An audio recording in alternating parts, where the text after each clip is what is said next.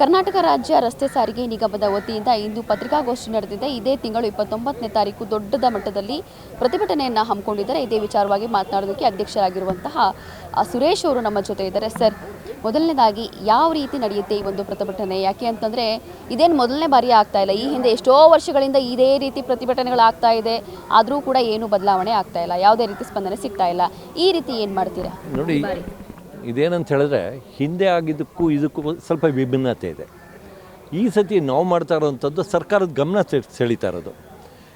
ಸರ್ಕಾರದ ಗಮನ ಸೆಳೆಯೋದು ಏನಂತ ಹೇಳಿದ್ರೆ, ಮೊನ್ನೆ 4ನೇ ತಾರೀಕು ಚೀಫ್ ಮಿನಿಸ್ಟರ್ ಮುಂದೆ ನಮ್ಮ ಸಭೆ ಕರೆದಿದ್ರು. ಆ ಸಭೆ ಕರೆದಾಗ ಅವತ್ತು ಅಪೂರ್ಣ ಆಯಿತು.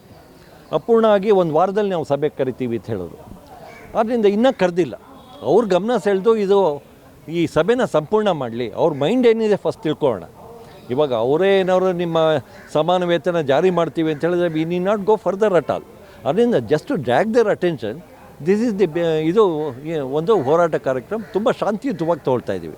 ಇಡೀ ರಾಜ್ಯ ಮಟ್ಟದಲ್ಲಿ ನಾವು ಹೇಳೋದೇನೆಂದರೆ, ಯಾವ ಒಬ್ಬ ಪ್ರಯಾಣಿಕರಿಗೂ ಕೂಡ ಈ ಒಂದು ನಮ್ಮ ಹೋರಾಟ ಕಾರ್ಯಕ್ರಮದಿಂದ ತೊಂದರೆ ಆಗಬಾರ್ದು, ಯಾವ ಬಸ್ಗಳು ನಿಲ್ಲಬಾರ್ದು, ಮತ್ತು ಯಾರು ರಾಜ್ಯದಲ್ಲಿರ್ತೀರ ಅವ್ರು ಬಂದು ಈ ಒಂದು ಪ್ರತಿಭಟನೆಯಲ್ಲಿ ಭಾಗವಹಿಸಿ. ನಾವು ನಾಯಕರು ಯಾರಿದ್ದೀವಿ, ನಾವು ಉಪವಾಸ ಸತ್ಯಾಗ್ರಹ ಆಚರಣೆ ಮಾಡ್ತೀವಿ.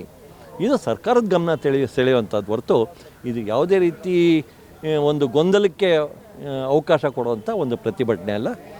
ಆದ್ದರಿಂದ ಇದು ಒಂದು ವಿಭಿನ್ನವಾಗಿದೆ ಅಂತ ನಾನು ಅಂದ್ಕೊಂಡಿದ್ದೀನಿ. ಇನ್ನು ಸಾರಿಗೆ ಸಚಿವರ ಗಮನಕ್ಕೆ ಏನಾದರೂ ತಂದಿದ್ದೀರಾ? ಅವ್ರೇನು ಹೇಳ್ತಾರೆ ಸರ್ ಇದ್ರ ಬಗ್ಗೆ? ನೋಡಿ, ಸಾರಿಗೆ ಸಚಿವರು ಇದ್ರ ಬಗ್ಗೆ ಹಿಂದೆನೂ ಕೂಡ ಹಲವಾರು ಸಭೆಗಳಲ್ಲಿ ನಿಮ್ಗೆ ಹೇಳಿದ್ದಾರೆ. ಪತ್ರಿಕೆಯಲ್ಲೂ ಕೂಡ ಈ 38 ತಿಂಗಳು ವೇತನ ಬಾಕಿ ಏನಿದೆ ಅದನ್ನು ಕೊಡಬೇಕು,